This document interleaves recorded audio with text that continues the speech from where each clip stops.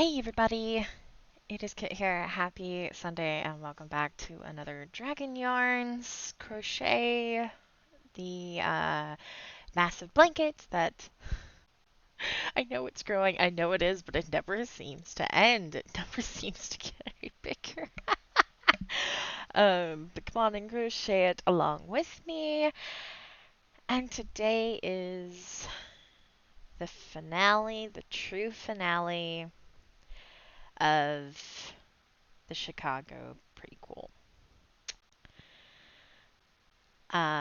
We have 5 pages left, and the last time was the quote unquote real, like it was the end, but of course, you know, an epilogue is, I mean, an epilogue counts, but when you followed two characters from the very beginning, that's like the first end, and then the other character, well, this is Winter's end to that saga.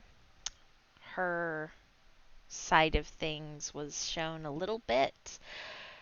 Hopefully, it made some sense, but it also left some questions. That's kind of what I was trying to do, was like leave a lot of curiosity for who she is as a character and, you know, like, but wait, where is she going, you know? Um, and now we are going to a different character, one that will decide Winter's fate. um, yeah, I'm getting a little almost not. I don't want to say emotional, but it's just like, dang, dang, I'm at the end. I've read it all, and all the nerves and stuff that come with that. So yeah, I'm gonna read it, and then I might talk about a couple of things, just kind of give y'all more insight into some of the stuff that might have that's just kind of happened throughout, and just I might talk for a couple minutes. Yeah, and then after this, um, let me know. I'm gonna take a break and do some game stuff. Again, V Rising, Luma's Island, and or Luma Island, and Tenants. I think I'll do at least one video of each of those just as a gameplay and crochet video. But I might be open, and when I say might, I mean if you guys are interested, be open into reading some of the book that Chicago is the prequel of. Um, it is called A Witch's Debt, for those who do not know. Chicago is the prequel. And of course, the it kind of answers one of the questions that the guys had about Winters. Is she Fae or is she a witch? But then they kind of, I don't know if it could y'all could kind of tell that or not, but they basically kind of decided more than likely she's a Fae just based on what evidence they had. Um, because every single witch they've ever met, and again, they're 200 something years old at least, and every witch that anybody shifter wise and anyone they've connected with in the supernatural world and stuff, like all the shifters, every witch they've ever met has a very particular smell, and she doesn't have that. So when 100% of what you've met, which is quite a large number, and you've killed quite a large number, have had this one trait, and then one person does not have that, you know, it kind of skews things. And that's done intentionally, not by Winters, but by me. Um, so yeah, but the one of the answers, one of the questions is immediately answered in the title, which I just think is very funny. Although they technically have it ever so slightly wrong. Just ever so slightly. The term is not witch, the term is caster. um Anyway, yeah, so like if you guys want me to read some of that, um, I would be open to that for sure. Um, I might also do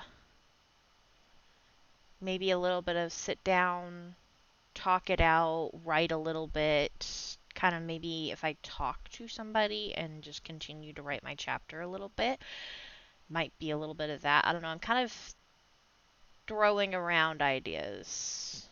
So let me know if y'all are interested in any of that. It is not finished. I'm on in the middle of chapter 15. So, and I'm working on the rewrite, which is really good. I'm very happy with it.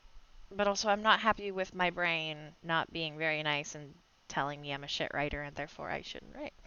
So there's that. And then, there's this wonderful thing called procrastination has me in the claws around my neck, and it is oh. But I do have my crochet commission pretty much done now, so that frees up quite a bit of my time that I'm hoping to put to writing. So there's that. Anyways. Oh, and you guys are like, in my head, y'all are holding my feet to the fire because I said that I was going to publish. And ironically, I've reconnected with one of my friends who she published, you guys. I'm so happy for her. I am so excited. H.N. Oatkin is her author name, and if I'm smart, I will put the link to her book.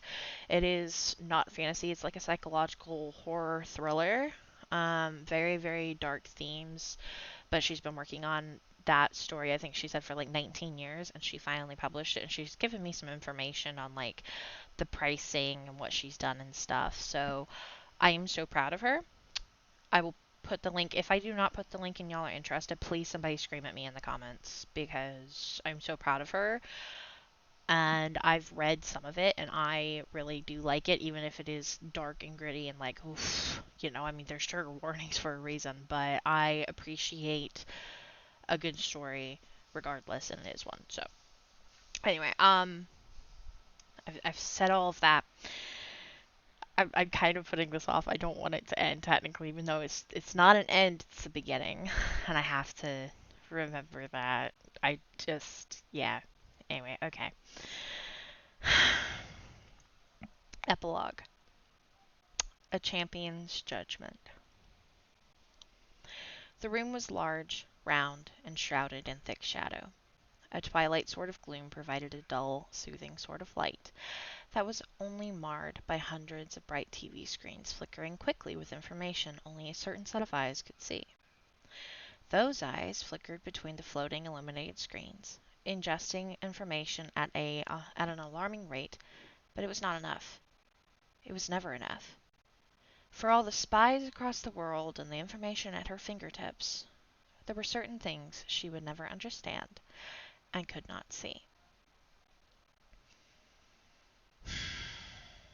It was aggravating. Like 1,000 paper cuts sliding across her perfect, flawless skin, or staring into the sun's rays with her cold, wrathful blue eyes. She wanted to know everything. It was her job. But to understand. There were some things she couldn't understand, like the annoying, exasperating, headstrong, argumentative, stubborn, pathetic servant she was waiting on, who was late. Her servant was never to be late. You know me. I have to change the she's and the her. She, he, it, they to the actual pronoun here. Her servant was never to be late. She knew Zoll did not like to be kept waiting, and in fact would not stand for it. When Zoll called for her, she was to come running. It was her duty. Duty was not something her current champion liked to do.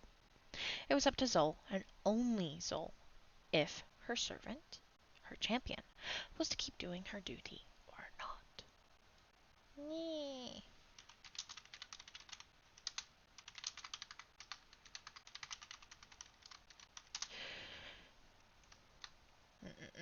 Anger raged like a red tsunami through the being's ancient veins.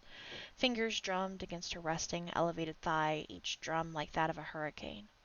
She was waiting, seated with her legs over the arm of a plush recliner, sideways.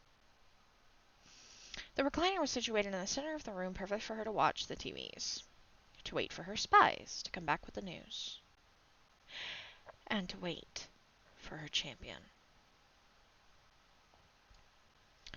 Zol could just kill her and be done with it. It wasn't like there weren't others who could fill the role. Certainly there were so many more qualified. Zol had lists and files all thrown to the side. Destroyed in a fit of anger just minutes ago. Hang on, let me... There we go. Okay. let me reread that. Okay, it wasn't like there weren't others who could fill the role. Certainly there were so many more qualified. She had lists and files of potential candidates all thrown to the side, destroyed in a fit of anger just minutes ago. There were many who would likely leap for the chance to serve her, who wouldn't fight her at every single turn.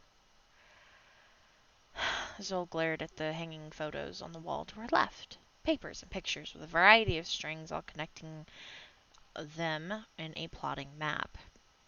Suddenly, Zol lashed out, screaming with murderous intent as shadows tore every last bit of the map to shreds until it was nothing, not even a shred of dust.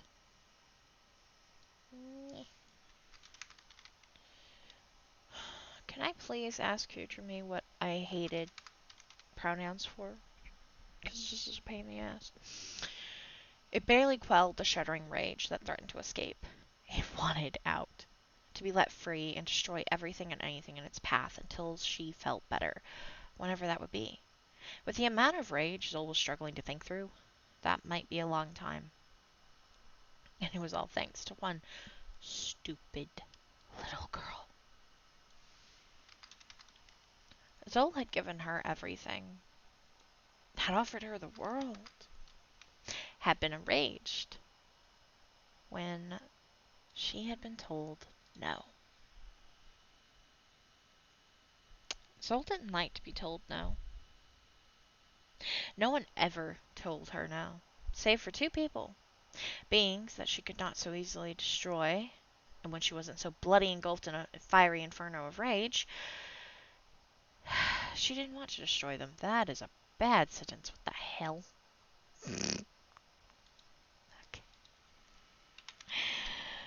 Okay, maybe I should preface this by saying I originally wrote this at like 3 in the morning.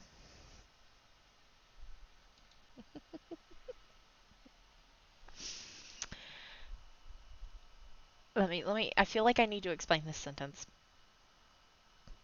No one ever told her no, save for two people that could tell her no, that she could not easily destroy, and when she's not pissed off, she doesn't want to destroy them. That's what I was trying to get at. They were colleagues of sorts. Cosmic beings of great power like her, brothers through a bond that didn't exist anywhere else in the world. They weren't mortal. They knew better than to anger Zol over every little thing, to fight her every other word.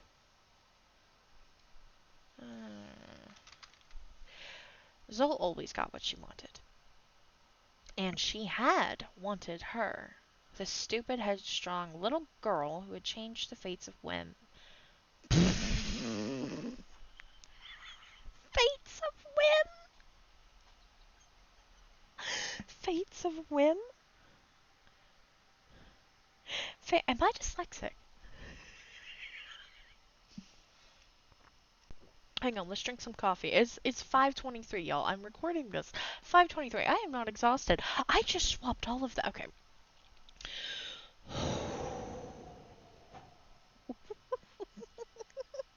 I am so stupid. And Zol had wanted her. The stupid, headstrong little girl who had changed the whims of fate not so long ago. The girl had died. Zol had found a loophole and got what she wanted. Zol gave the girl back life. What was the big deal? The girl should be grateful. Except she wasn't. And while that had been entertaining for a while, now it was just blatantly aggravating. Like a gnat buzzing around Zol's nose that she needed to swat. Ooh, she had been trying to be patient. Barbos had told her to work on her temper the last time she had lashed out. Zol was trying.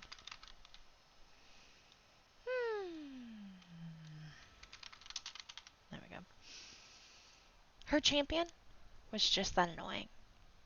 And now her champion was late and had really done it. It was supposed to be a simple task. Go into Chicago. Watch Crevette's little vampires. And do not get caught. Zol would never admit it to anyone. But her champion had a knack for discovering and noticing things Zol herself overlooked. It was both admirable and frustrating. One of the only reasons Zol kept the girl around. But working with shifters? Hunting down vampires. Blowing up not one, but two of their buildings?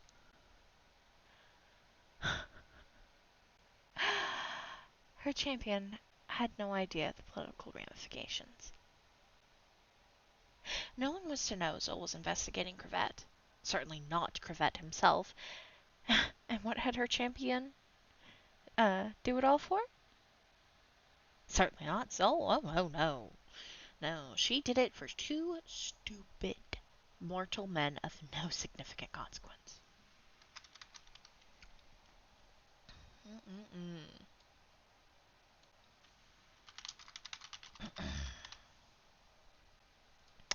Yes, I'm adding, just highlighting because there is something that I tripped over. It was admirable that Zol was able to contain herself to wait for her champion to bring herself to her instead of rushing off to hunt her down mercilessly. Words could not describe the homicidal rage that the being was feeling. Certainly, as soon as her dreaded, useless, pathetic excuse for a champion showed up, Zol was going to kill her. And she was going to make it delightfully painful. It might last for centuries, even, or until a more pressing matter caught her attention. Then Zol could quell her burning anger and go for ice cream. She wanted to try the bubblegum raspberry flavor next.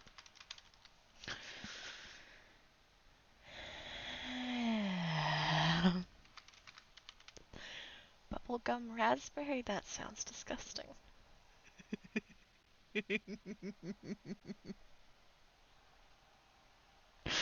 Oh, God. Puffing out a breath of cool air, Zol examined her clean nails in boredom. Of course, there was the question of what did she really want to go... What? What did I just... What did I just... Did I really just put a word where there isn't actually a word? Oh my god. Of course, there was the question of did Zol really want to go through the painstaking process of finding a champion all over again? Oh, she went through champions so quickly, it was rather tiresome, truth be told. It was bloody exhausting. And Zol had worked so hard to ensnare her current one. Well, that's not quite true. Zol had wanted the sister, but she ended up getting the better of the two. Well, maybe not now. Her sister was weaker-willed, it seemed.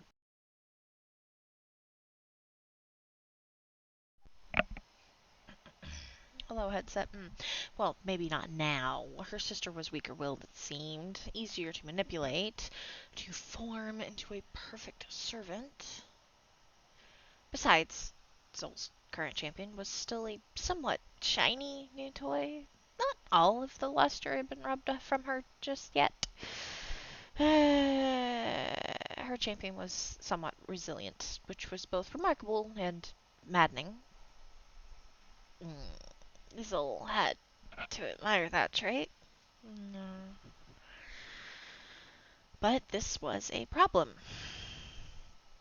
A rather sticky, bothersome mess that Zol would inevitably have to clean up. And Zol hated cleaning.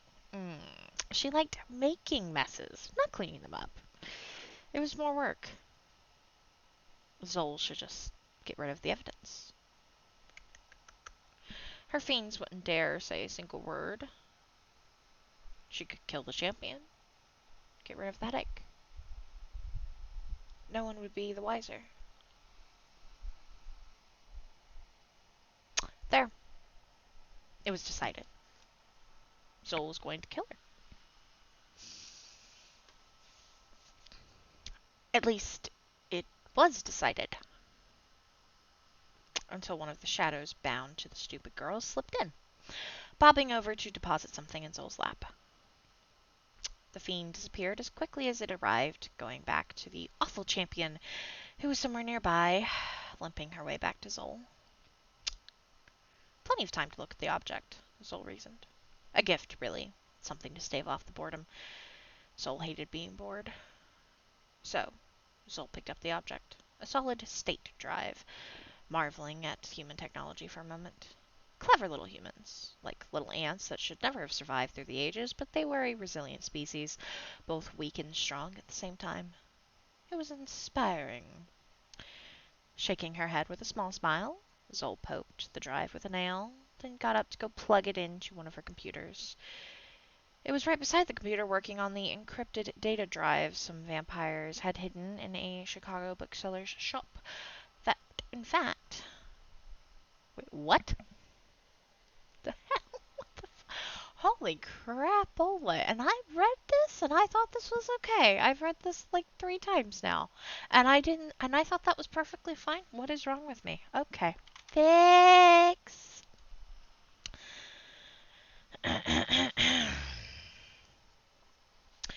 Then got up to go plug it into one of her computers. It was right beside the computer working on the encrypted data drive some vampires had hidden in a Chicago bookseller's shop. In fact, not that that data was readable yet. Hopefully that makes sense. Zol got a encrypted data drive that some vampires had hidden in a Chicago bookseller's shop, and the encryption is not broken yet. Yeah, that's where I was going with that. What the hell was I When the new drive's information came flooding through the screen, she froze. Zol leaned in closer to read the rapid information quickly. Power burst from her fingertips, forcing the information to flow faster. Then that power grew, tripping all of her TVs to flicker to different channels. All over the world, her fiends reorganized, searching the shadows for different information. The TVs went faster and faster until she heard her champion's stumbling footsteps enter her domain. With a snap of her fingers, the TVs stopped. Every device went dead. The footsteps ceased. Zol straightened, feeling the girl's gaze steady on the back of her head. That was another thing about her current champion. The girl had never been afraid to look her in the eye. For a brief moment, Zol closed her eyes, remembering everything again. Their short time together. The fight it had taken to get her prize. The continued fight to make her into the champion Zol needed.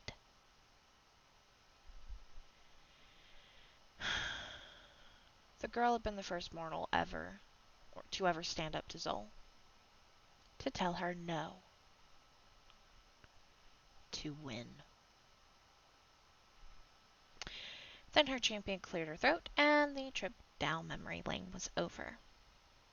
It was time for judgment. Do not speak. Power in that command slid through the air, a cool, sparking sort of magic that bound the champion's voice mute. It bound her limbs as well, keeping a dark, cold grip on her stuttering heart. The champion couldn't move even if she wanted to. You have disobeyed me. Again. Dark fury laced Zol's words. Finally, she turned around, cold eyes glancing her weak champion up and down. The girl had been through a lot in the last 36 hours, and a large part of Zol wanting to put her through even more. blood dripped downwards, being absorbed by the thick shadows pulling the floor. Claws held the girl's ruined flesh, whispers dead silent in Zol's presence. None, except for her champion, ever dared to speak out of turn in Zol's presence. I told you to observe only. No fighting. Do not be seen. Do not interfere.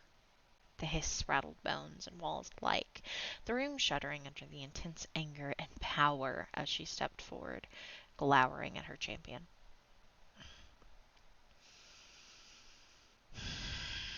And what did you do? Zol came to a stop in front of the girl, their heights matching perfectly. Zol was, after all, using her champion's image, and had been, since she had claimed the prize. You not only intervened, you killed, destroyed their territory, stole from them, littered the area in your signature, my signature. Or do you forget you serve? Spit hit the girl's cheek.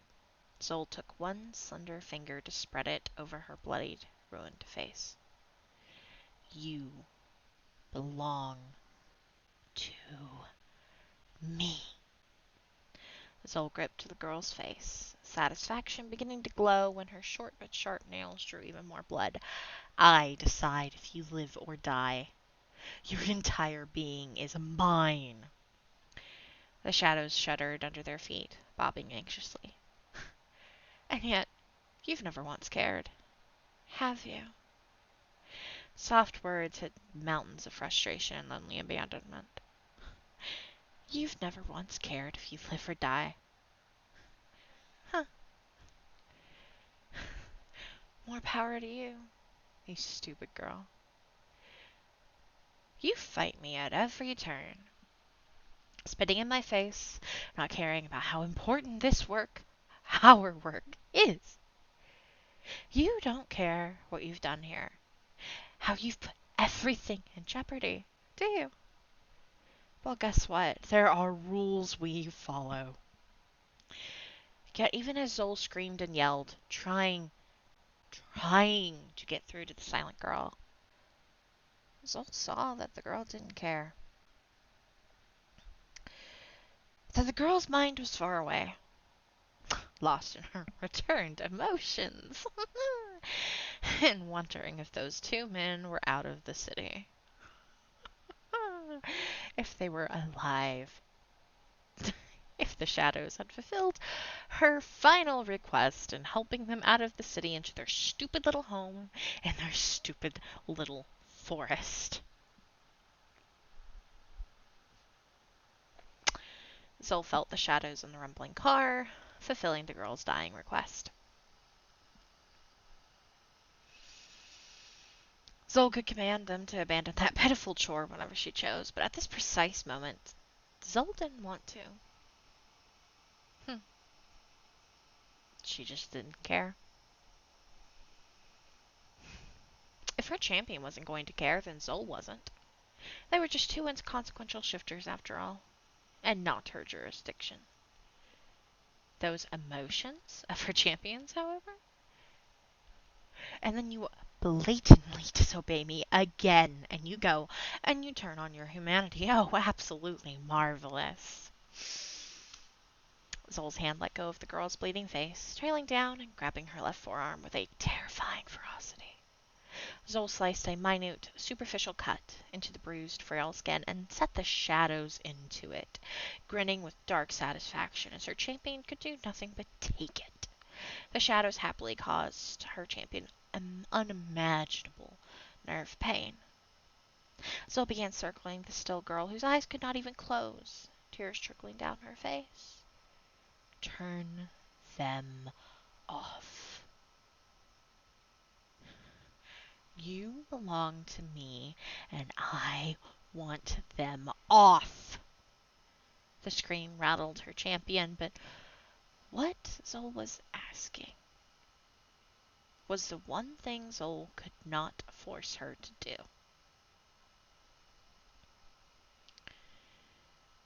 No. It was her champion's only reply. A single thought. That set Zol off.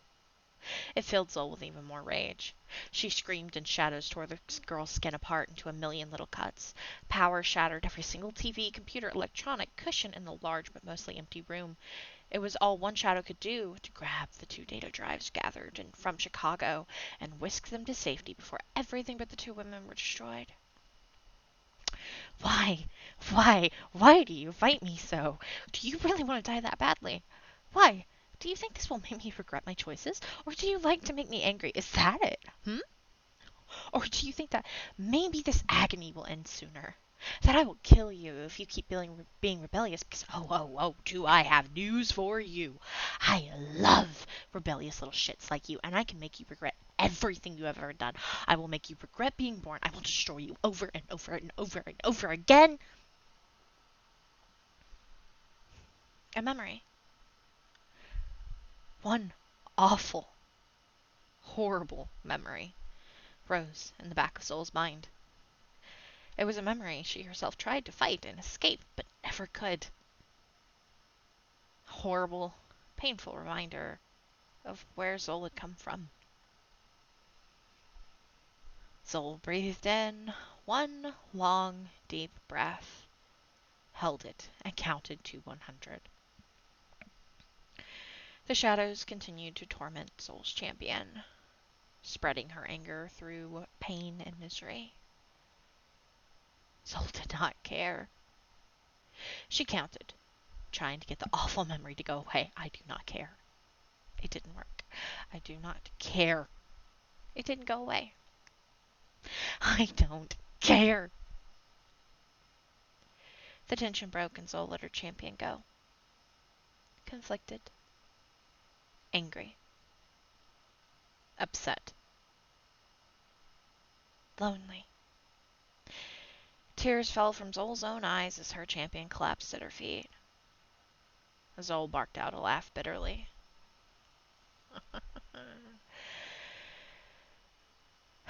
She was done. Zol wouldn't do it anymore. Her mind was made up.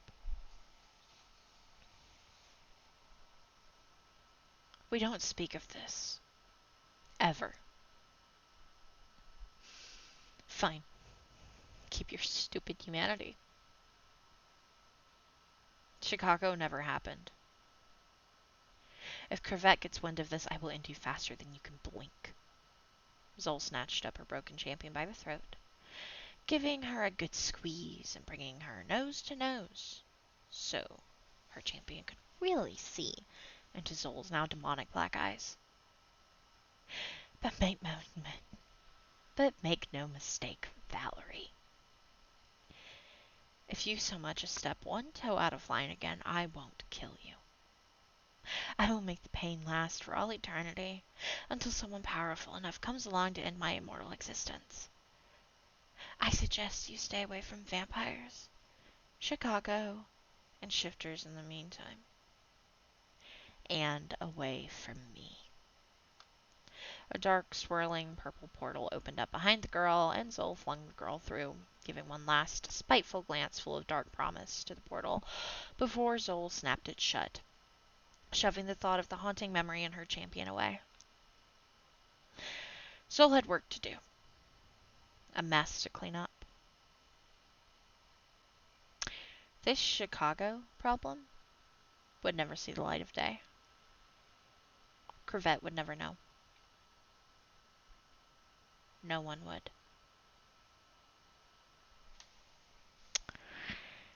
And, yeah, that is the end of Chicago. We did it, guys. We read 176 pages over these last several episodes.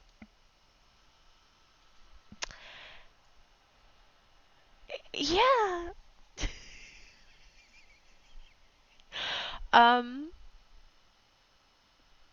Now I'm going to explain some stuff and just talk. And if you guys are like, whoa, these are technically spoilers. Yes, they are going to be spoilers and behind the scenes and all of this. So if y'all don't want to hear that and just very simply want to either read it for yourselves, when I do publish it, again, holding my feet to the fire, I have to hold my feet to the fire. Um, or wait until I read the next parts, like skip out here. I completely get it. Just let me know if y'all want me to read more or do all of the above or what. So yeah, so uh how do I start this? Let's just start the epilogue. So Zol is Winter's boss. Now note that Zol did not once refer to her champion by the name Winters. Really, any name except for the very end, Valerie.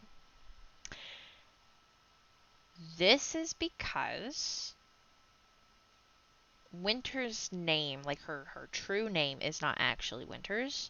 It was Valerie Price.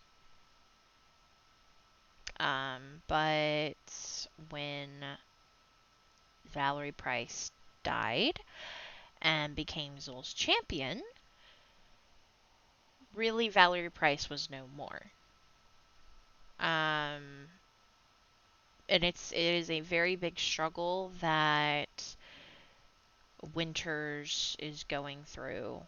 And I say Winters at this point because she is still Winters up until actually chapter 12 in the book that I'm working on right now, the first one, and the rewrite, right? Um, she doesn't kind of come to this conclusion that she can't be Valerie Price, but she doesn't want to be Winters like she was in Chicago. Um, Keep in mind, A Witch's Debt is set almost 3 years after Chicago. So basically 2021. Like, I think it was like March of 2021. Dates aren't massively important, but it's just kind of nice for me to keep kind of a mental tab on. But time means nothing to Winters. So she doesn't pay attention. Everybody else does, not her. um, yeah, so but her name is Valerie. Zol calls her Valerie or Champion. She never will refer to her as Winters. The shadows or the shadows and the fiends are one and the same.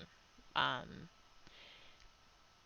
all all fiends are shadow, but not every shadow is a fiend. Does that make sense? Hopefully. Um, and it kind of, we'll go into this more and stuff with in A Witch's Dead and stuff, but like basically what Soul is, what she and Winters are connected to, the shadows and all of that. The shadows, like every shadow in the world, is kind of like an almost a entry point to that power, a place where they can access and stuff. Eyes that they can see through, but not every single shadow is a fiend.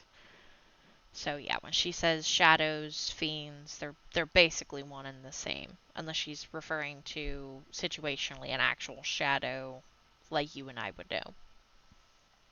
Yeah. So, and Zol is Winter's boss. Zol is complicated, angry. Valerie is really difficult.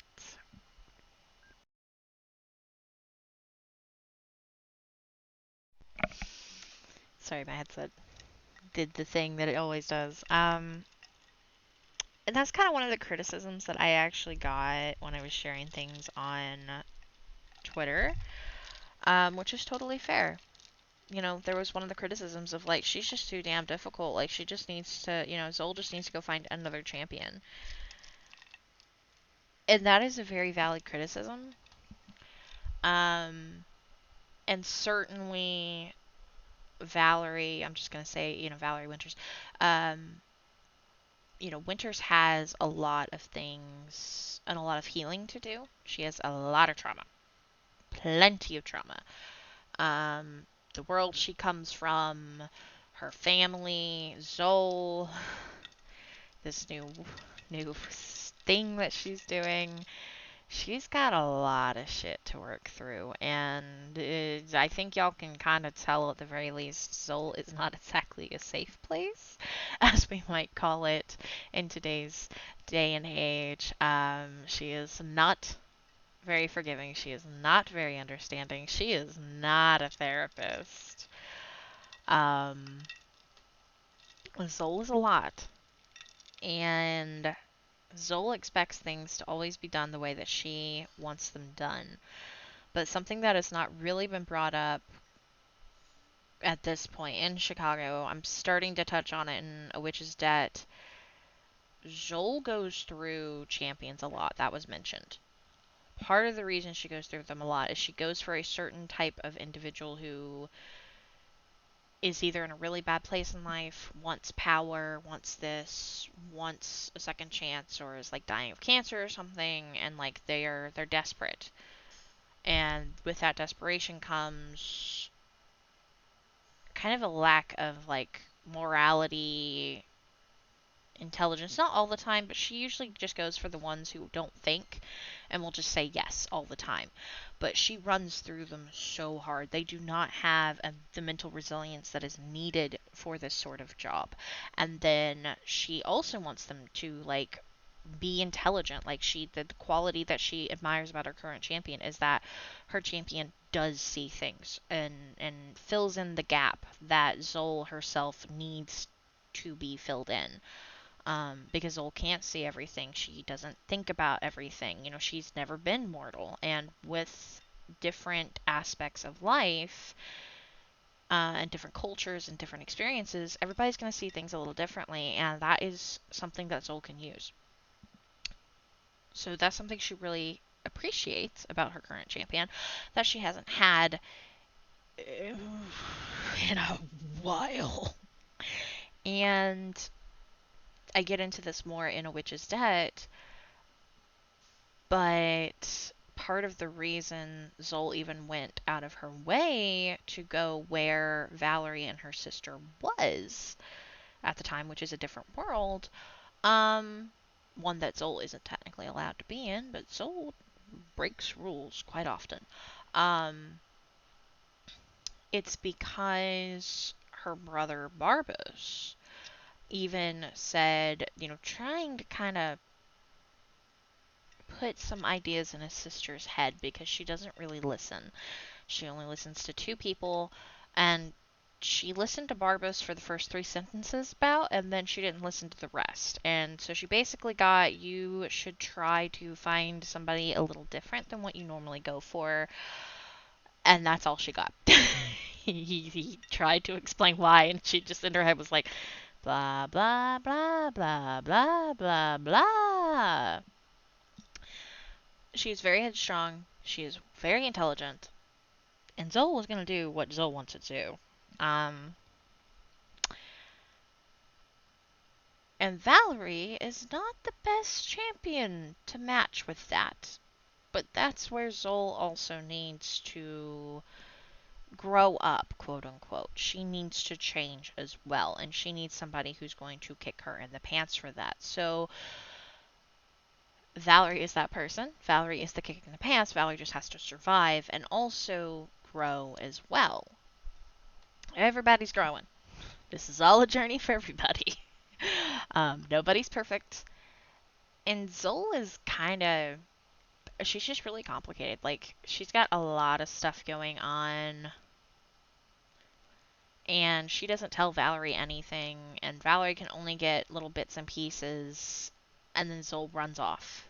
And it's going to take a while before Zoe kind of realizes things need to change.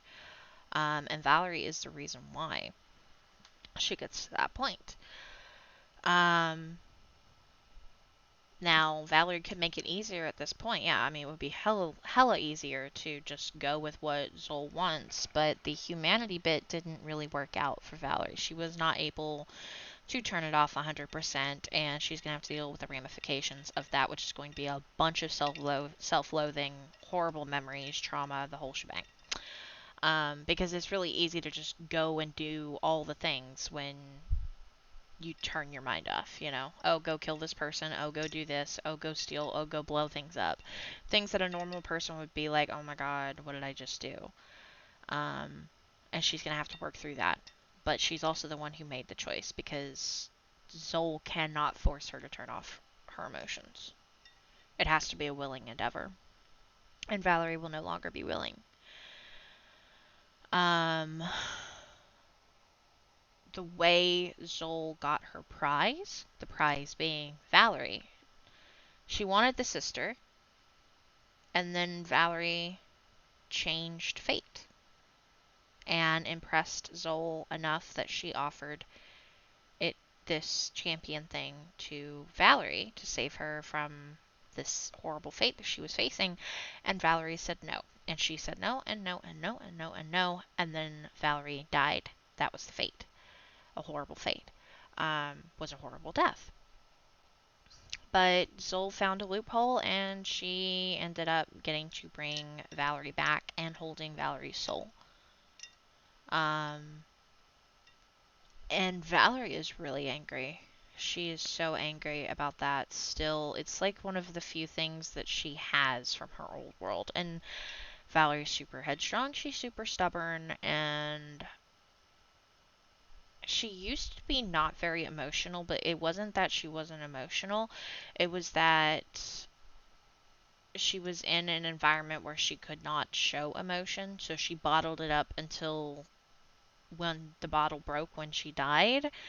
And when this happened to her, it became an all raging inferno, and she didn't get to deal with it before she turned her emotions off. And part of the reason she did that was because of this. Like, there's a lot of things going on. And I'm not saying this as like, oh, this is an excuse for Zol or for Valerie. I am simply laying out these are the reasons why, according to the characters, is it the right thing to do? Probably not. Both of them should have gotten with the program ages ago. But they didn't, and here we are. If a lot of things had changed or anything had changed within the story, it would be a different situation, but it's not. And yeah, there's really not much to do other than just move forward.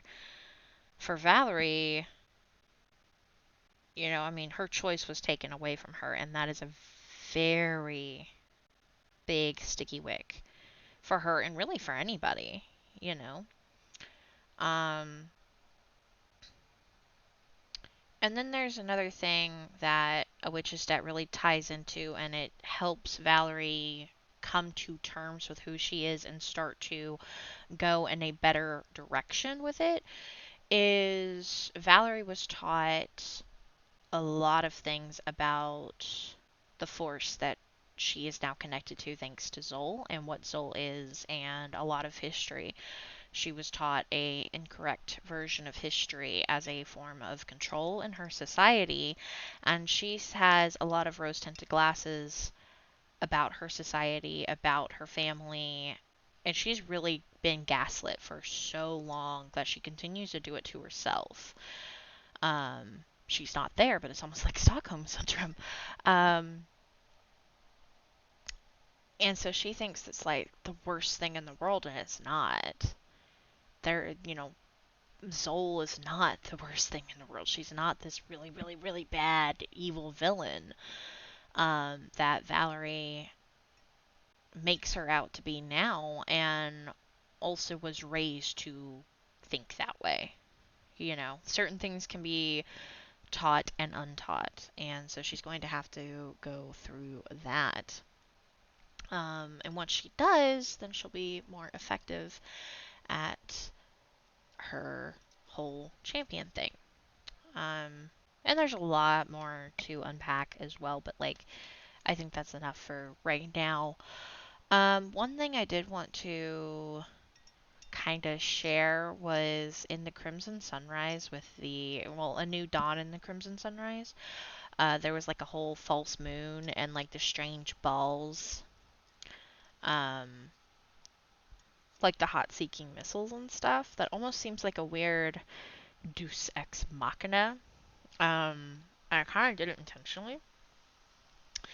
So within this universe, I am going to write another series that is actually related to the Fae, and one Fae in particular who is in Chicago at that moment, at the exact moment that the Chicago prequel is going on, and at the moment that A New Dawn and the Crimson Sunrise were happening, she was like 2 streets over, and her mom was dying in the hospital.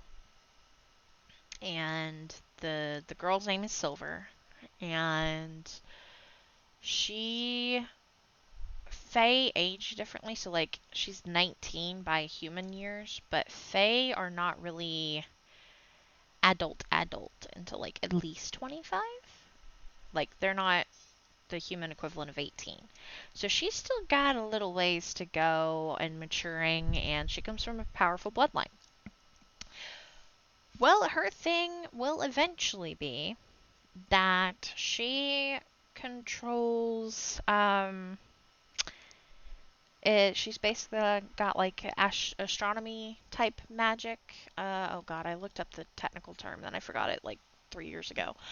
But she can summon and craft stars. She can rock gravity. She can summon moons, and she can manipulate gravity to even fly. Like she won't have wings, but she will eventually be able to fly. And she's got like this other thing that she can do too that's more in her actual family, that is a gift that's given to, just random drawn uh family members. So, yeah. Point being, it's almost like a Deus Ex Machina.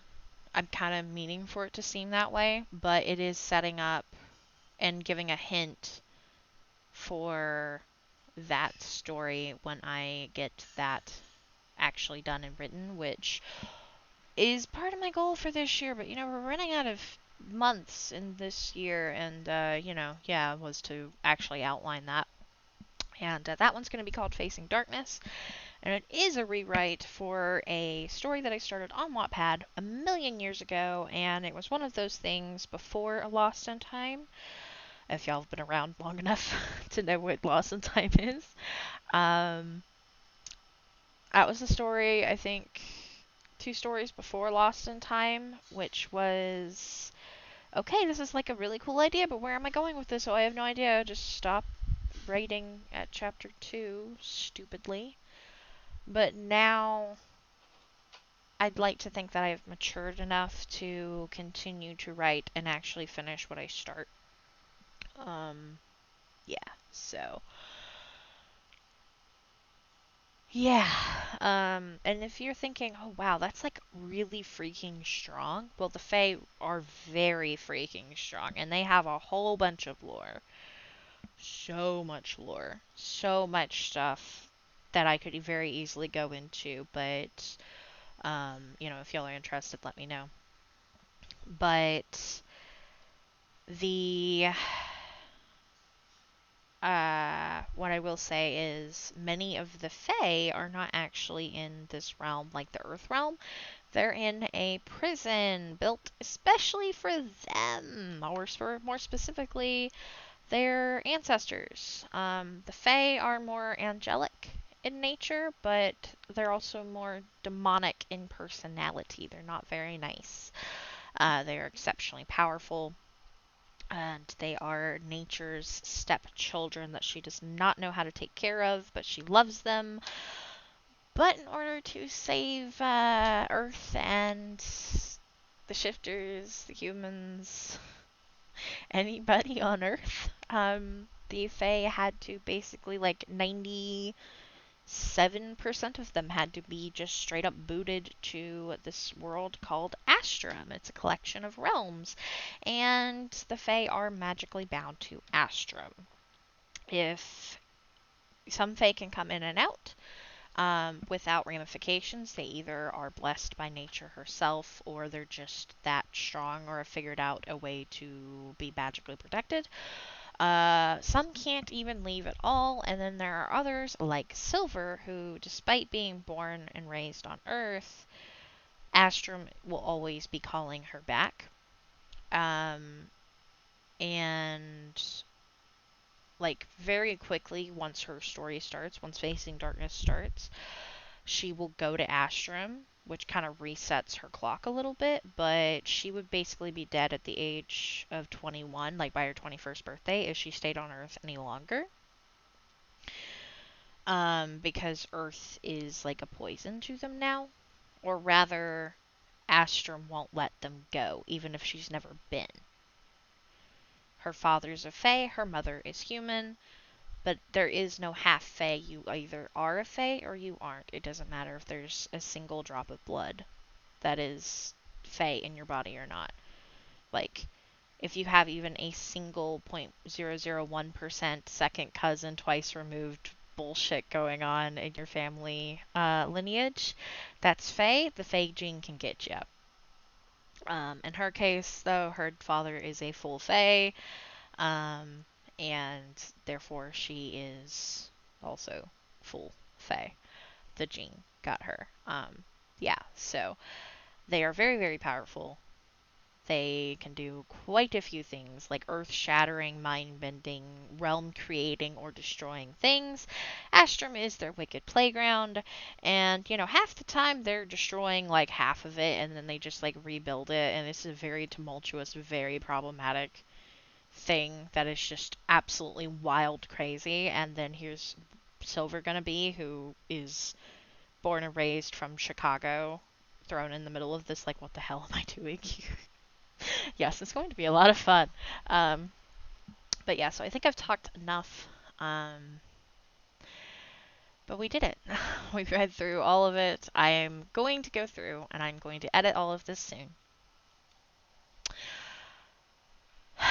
Change what I need to change. Fix my pronoun problem.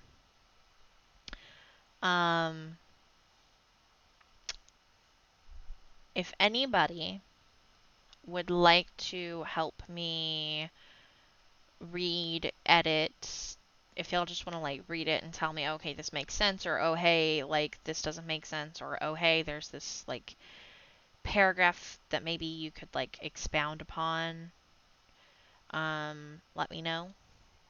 I'm open to that. And if you do not want to, no worries. But yeah, so I hope you guys enjoyed this reading series. I had a lot of fun, and I appreciate you guys for giving me this opportunity and for listening. Thank you for being here. Thank you for being supportive. I haven't had any bad comments. I don't feel like I'm gonna necessarily get any, but I certainly wasn't expecting, still now, even after like Lost in Time and stuff, I wasn't expecting necessarily any good comments, I mean, not many people watch these, which is totally fine, and in a lot of ways that makes it easier on me, because it's like, okay, nobody's going to listen to it, so like, nobody can sit there and tell me that it's awful. But I actually, I go around and I keep all of the comments, and I have a little folder on my computer, and when I'm feeling really down, I open up that folder and I look at all the comments. So, yeah. Thank y'all. Let me know what you think if you want to. Let me know about the reading or the plotting or whatever. And yeah, I hope you guys have a great upcoming week. And I will see whoever I see next time for some gaming and crocheting. So, bye everybody.